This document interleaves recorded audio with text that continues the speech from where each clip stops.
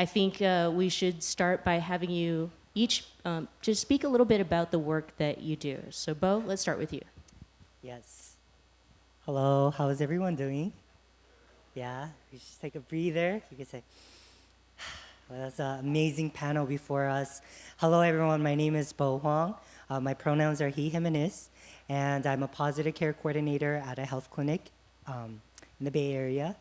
And I work in direct services, doing HIV research, and working with our communities. Besides that, I also am part of a research network of a trans organization in the United States. I work closely with four federal qualified health centers, bringing research and trans communities together.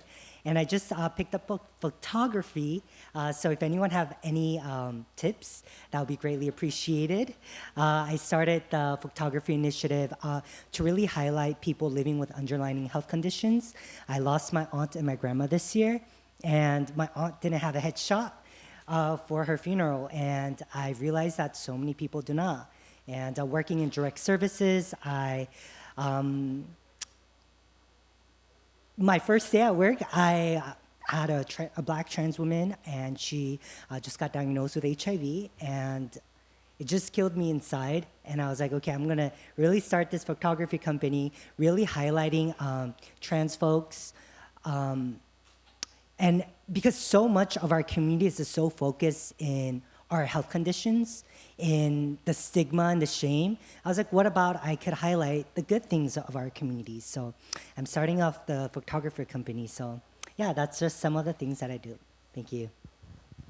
Hello, everyone. My name is Adrián Vargas. I work for the Instituto Familiar de la Raza and also been involved with San Francisco AIDS Foundation, doing advocacy and helping Latino community, specifically working here in San Francisco since 2017, doing HIV prevention and also supporting our community.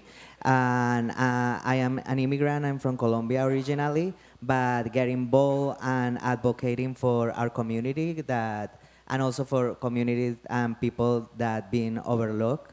And I'm here to support and sharing my experience. Thank you. Hello, everyone. My name is Antoine Matthews. I'm originally from Meridian, Mississippi. I too also graduated from Tougaloo College with my degree in biology. I currently stay in Berkeley, California now, where I work at Code Tenderloin as the director of youth programs, where I created our Empowering Black Youth Program, which is a 16-week STEM education program that allows intersectionality between tech, art, public health, and also paying the 10 students that we work with that are interns from 13 to 19 years old. We paid them $8,000. So once again, when we're thinking about intersectionality, how do you impact and address issues that they go through? So not only did we give them a stipend, but provided them iPads, so addressing technology accessibility. We also provide over $8,000 in DoorDash cards for the students. So as you all may know, black youth tend to lack opportunities and access to internships. And by the time we get to college, it's a little too late. So exposing students to internships and fellowships before they get to college allows them to come up with a structure. Maybe I want to study science, or either I hate science, or I like business, or I want to do entrepreneurship. So really getting the students to understand that capacity. And I also started my own nonprofit, which I am now a consultant. So one of the initiatives that I'm a part of, or a few of them, as some of the panel were talking about within the epidemic, actually received for the Empowering Black Youth Program over $250,000 from DPH to address to end the epidemic by 2030, along with 250,000 from HRC with the Dreamkeeper initiative that was a part of Defund the Police. Gilead Foundation also provided $25,000 as well, and the Miranda Lacks Foundation also provided $10,000. So this year we then pushed over $210,000 back into the black community to actually address some of the issues that we go through, because we can't just talk about public health or sexual health without thinking about like financial or thinking about emotional or mental. So really trying to um, give black students the opportunity to have privilege, to be able to not worry about financial deficits, but to elevate and just be a black child, you know? I think like oftentimes black youth go through these things where they have to be grown so early. So giving them the opportunity to really maximize their skill set. Wow, wow! Congratulations and thank you for all that you do. Yeah. So I opened up with, yeah, this conversation is really focused on your work and an eye on the future. The previous panel had talked about, what our wishes are for the future, right? We talked about a vaccine or wish for a vaccine. We wish for zero infections, period. What are your thoughts in terms of the changes? And I think you touched on it a little bit with the work that you're doing now, but the changes that we need to make today in order to reach that goal, the goals that we want for the future.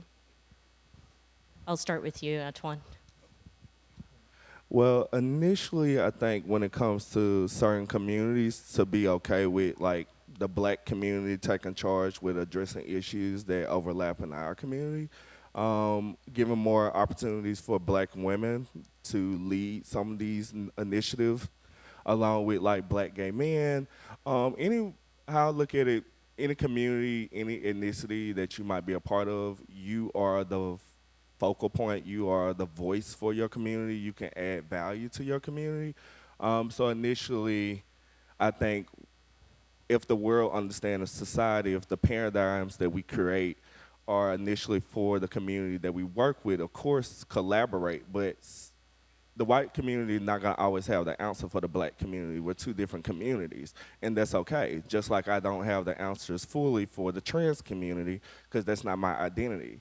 But initially, I can understand, I can collaborate. So really just stepping back and understanding when it's my time to speak up for my community, that's okay.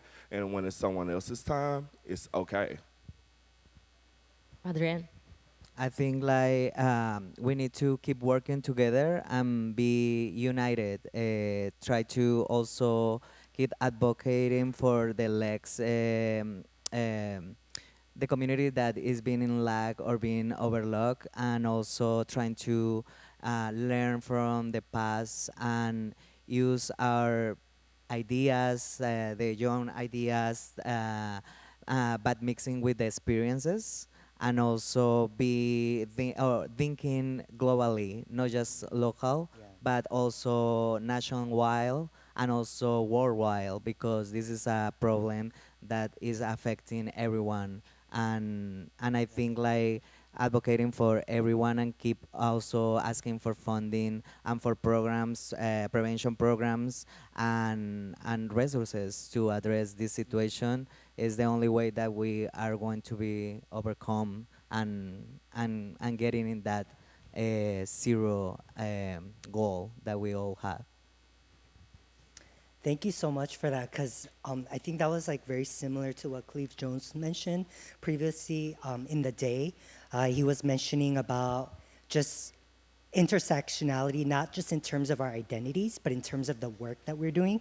And you brought up the point that working with the older generation, and also not just the work here, but just like this quill is going to the South, and what kind of conversations that's starting, because we might, I guess, depending on who you speak to, we might have more access to resources and funding, which is very true, but there's still people every day facing stuff like, when we talk about HIV, we cannot leave out housing.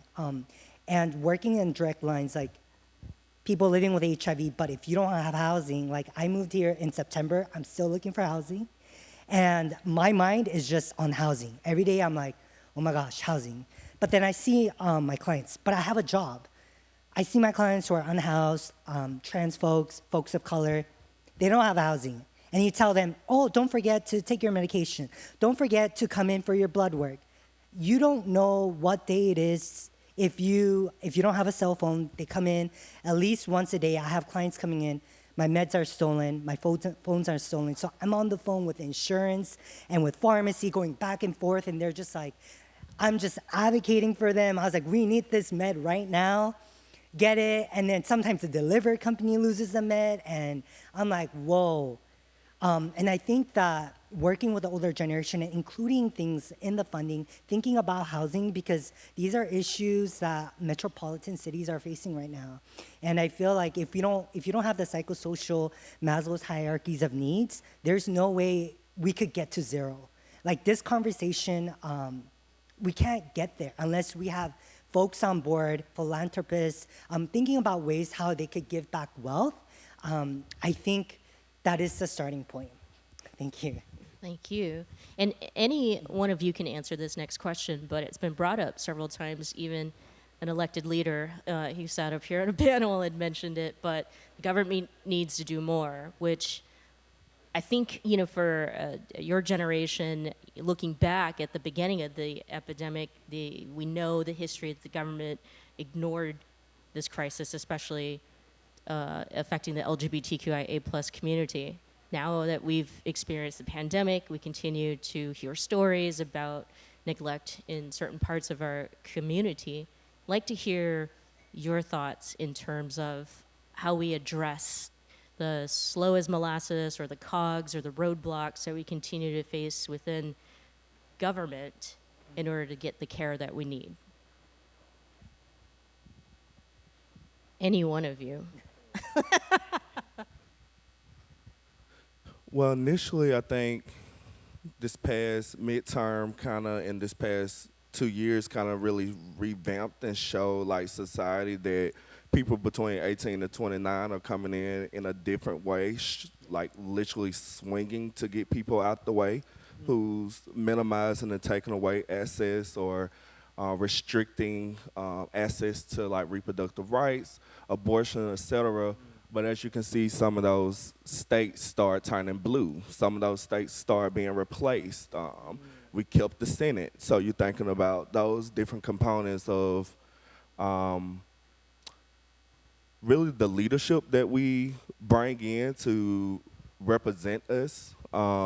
Even though we tend to say, oh, they don't have that much power, but they actually do. The councilman, the mayor, the different people that run local government, state government, national government, they play different roles. So really figuring out who are in those roles, and I think once the Supreme Court addressed and said like, oh, we're gonna give it to local and state government, that changed a whole different shift in conversation and made people start really looking beyond the president. And now I'm looking at my councilman. Now I'm looking at anyone who's saying that they're going to do anything for me.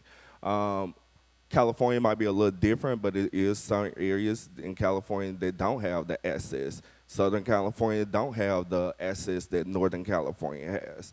Also thinking about like in Mississippi, being there, literally been there all my life until I was 25. It's leadership that needs to be pushed in those positions, the governors, the lieutenant governors, whoever, when you're thinking about who we're putting in those positions, those are critical roles. And I think this past 2 years with elections really have been kind of reshaping and showing us where we might go in the next 5 to 10 years. Anyone want to add to that? That's such a great question. Thank you, Antoine, for mentioning about the politics right now and around like reproductive justice. I feel like we don't talk a lot about women's health. It's just, and specifically like women's sexuality, that's really just like pushed. Yeah, it's just not mentioned at all when it comes to those things. I did write down what I was gonna say. But I think your question really shows how much the world is changing and how much we have to adapt to it. And I just love Cleve Jones. I don't know where he is, but really his humility, I think Pedro too, their work, I'm really inspired by it just because I'm too young to meet Pedro, but even like meeting Cleve Jones today and seeing his work and learning about him, like just the humility, it just really taught me, yeah, it was just so inspiring. I'm still fanboying over him, but yeah. Well, speaking of Cleve, I know every single person here in this room in the world Yeah. loves Cleve Jones, but we're so lucky to continue to have leaders in Yeah. our movement who can share their experiences so that we can continue doing the work. And so speaking of that, right, like share with us, just how important activism and advocacy is for you outside of showing up for work, basically. Adrian? I think like activisms and advocating is very crucial and very important. In the topic we were talking, because we need to be mindful also who who people we are like choosing for represent us in terms of laws and rights on politics, but also talking about advocating, uh, it's very important that we speak up and let people know what are the needs and what are the problems that we need to address Yeah. in term to resolve or getting more funds or getting more um, um, um, getting more like supporting and also keep advocating for people that also need to or don't have a voice, no? Yeah. So it's very important and very important in this topic. Absolutely. Well, I know lunch is being served, and we're the last panel, and so we've got to end this with the same attitude and hope that the conversations begin with. So to you, and each of you, take the time to answer this, please. But it's our last question here. What is your vision? What is the dream for you in the near future, even if it's 5 years, when it comes to HIV/AIDS, and especially when it comes to HIV/AIDS and its impact on our vulnerable populations? We've talked about it all afternoon, right? Black community, Latinx community, BIPOC communities, the trans community, and so forth and so on. So I think we'll begin with you, Antoine. Um, is the question asking like where I'm planning on seeing the world in 5 to 10 years related to HIV and AIDS? Yeah, your Okay. your vision, your dream, your hope. Well, hopefully, because HIV and AIDS overlap in so many things like overdose prevention, prevention education, trauma, mental health, behavioral health. Hopefully, I kind of vision myself that the entity that I build will be one of the main places that will be talked to or worked with when it comes to Black health. In the city or really nationally, I will hope that I can be or like an entity to address some of these issues at hand, working with different community members, being able to really understand and develop program implementation to address these issues. I forgot who it was last night. We basically was talking about how people are working on the HIV cure, et cetera. Hopefully, in the next 5 to 10 years, that'll be something that we'll be able to have a better understanding within the Black community to address medical mistrust, because even if a cure does come out for HIV, I know my community is still going to be like hesitant and trying to figure out if someone's trying to, whatever the case is related to the history of medical mistreatment. So really being able to try to design programs and infrastructures to address structural racism that impacts HIV/AIDS and the intersections that overlap. For me, it's like I hope that we heal as a community, as a humanity, humankind, because sometimes we fell in the point that this is a certain community and this is other community. We need to be united. My hope is that one day we can be just one humankind, or no like sections or groups, but healing from the past, from the wounds that we're being as a whole collective, been through all these experiences, and also being the point to address different problems like HIV infection, but also social injustice and lack of resources or housing or different problems that at the end is going to be affecting in this case the HIV and AIDS in different communities. I'm so inspired by I'm getting like goosebumps. Wow, that's such a great question. I kind of think about this. I definitely hope for our community for peace in our hearts. I think the pandemic really divided a lot of communities, and we have our little laptops in our pockets, and sometimes we're there, but we're not really present. And I just hope that we could really come together. The nice thing is, I don't really know how that would look, and that's a really cool part. What would that look like? Communities working together. I really want to do a lot of like community healing, thinking about healthcare differently, not you have your healthcare provider in a white suit, but can we meet communities where they're at? I think about housing and fresh fruits and vegetable, walking in safe neighborhoods. Yeah, I get excited thinking about it, but then I'm also like, is that possible? But I'm also dreaming. So I just want to continue dreaming. Yeah. And doing the work. Yeah. It's really, really, really nice to hear all of you talk about peace and healing and want to stay connected, not just, amongst your own communities, but all of our communities. Let's give a big round of applause to our young leaders, Bo Huang, Adrian Vargas, and Antoine Matthews. Thank you to all of you for joining us for World AIDS Day, and thank you to the National AIDS Memorial. And as you can see, the Pedro Zamora Scholarship Program does indeed make an impact. We'll see you next time.